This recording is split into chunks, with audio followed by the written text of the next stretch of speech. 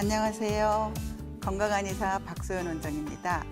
오늘 제가 여러분들께 소개시켜 드릴 약재는요, 상엽이라는 약재예요. 상엽이라고 하는 약재는 여러분들 주변에서 뽕잎 많이 드시는 분들 계시죠? 바로 이 뽕나무 잎을 건조시킨 거를 상엽이라는 약재로 얘기를 하는데, 사실 예전부터 이 뽕나무는 동방의 성스러운 나무라는 뜻으로 굉장히 여러 가지 효과를 가지고 있는 좋은 약재로 많이들 드시고 있어요. 그래서 이 상엽은 일단 뽕나무 이파리를 말린 건데, 그 성질은 맛은 달고 그다음에 약간 쓰고, 그런데 성질이 좀 차가운 성질이 있어요. 그래서 제가 다음에서 효능에서 말씀을 해드리겠지만 이 찬 성질로 약간 몸에 열을 내리는 작용을 하게 됩니다. 그래서 일단 이 상엽 뽕나무 잎의 효능을 조금 살펴보면, 첫 번째, 풍열독을 없애는 작용을 합니다. 풍열로 인한 감기가 걸려서 고열이 난다거나 아니면 기침을 심하게 한다거나, 또는 이 풍열 때문에 이 결막염, 눈이 아프고 가렵고 눈물이 많이 나고 이런 결막염이 걸렸을 때, 또는 이 풍열독으로 인해서 두드러기가 났을 때 이 상엽이라는 뽕나무 잎을 사용하면 효과가 좋고요. 그다음에 두 번째는 혈열로 인한 어떤 출혈, 몸 안에서 있는 출혈 증상을 좀 해결을 하기 때문에, 몸에 열이 많아서 코피가 난다거나 아니면 혈관에서 이 혈열로 인해서 출혈 증상이 있을 때 좀 지혈작용을 하고요. 그다음에 이게 이뇨작용이 있어요. 이뇨작용이 있어서 몸에 수분대사가 안 돼서 부종이 있을 때도 사실 이 뽕나무 잎을 이용하면은 상당히 효과가 좋고, 그다음에 전반적으로 여러분들이 당뇨 환자들, 그다음에 혈압 환자들, 그다음에 고지혈증 환자들 뽕잎 많이 드시는데 당연히 그런 효능도 있기는 합니다. 그래서 이거는 한방에서 보는 한의학적인 효능이었고, 그 다음은 양방적으로, 양리학적으로 어떤 효과가 있는지 조금 조사를 해봤는데, 일단 이 뽕나무 이 상엽에서는 장티푸스균이나 포동상균을 직접 없애는 약간 항균 작용이 있고요.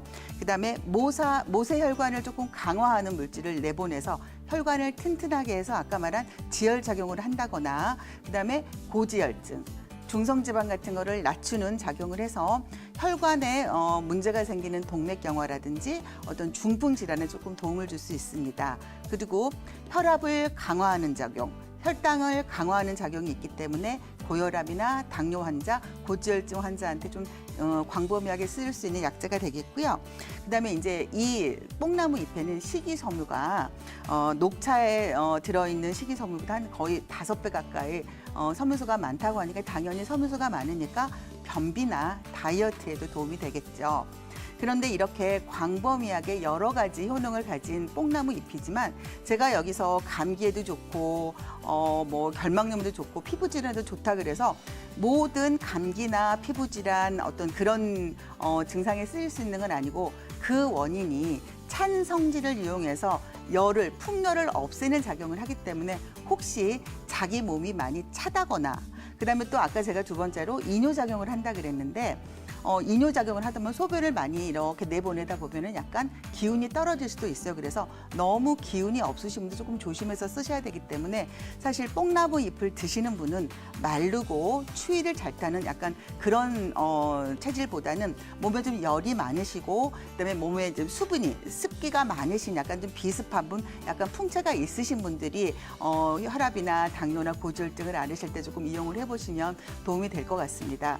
그리고 또 이제 복용 시 주의할 점은, 사실 이 뽕나무 잎은 아시다시피 누에가 먹고 자라잖아요. 그래서 이 뽕나무 잎 자체는 식물인데도 상당히 단백질 성분이 많다고 해요. 그래서 단백질 성분은 한꺼번에 많이 끓여주다 보면 그 안에서 자기네끼리 변성을 일으켜서 잘 상할 수 있기 때문에, 절대 뽕나무 잎은 다려놓을 때 한꺼번에 많이 다려놓고 드시지 마시고 그날 드실 양만 조금씩 좀 이용을 해보시면 좋을 것 같습니다. 오늘은 뽕나무 잎 상엽에 대해서 알아봤습니다.